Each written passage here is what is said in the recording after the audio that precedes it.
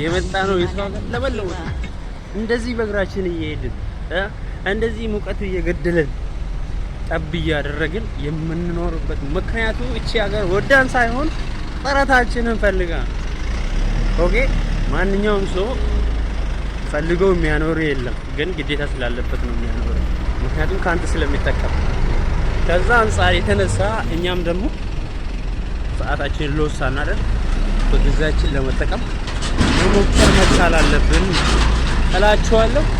ከና ፈካታ ወርድ ወይ ከሮራ ቀብደኞቹ የዱባይቲ ኦኢ ኦስዋቲን ዱጊን ኦታት ሻወሪን በርባዲ ሻወሪ ሲገልቻ ጀቹ ኦኬ ሶ ከናዳ ኢትዮጵያ ወሪ ዱኩባ ቆራ ቀብደኒ ማን ያላዲ ሙዜራ በርባቹ ዱባይ ቆፋ ዱኩ ተጂያ ከናዳ የሮ ጋሪ ቀባዳ ባይ ሲንጃለና ባይ ባይ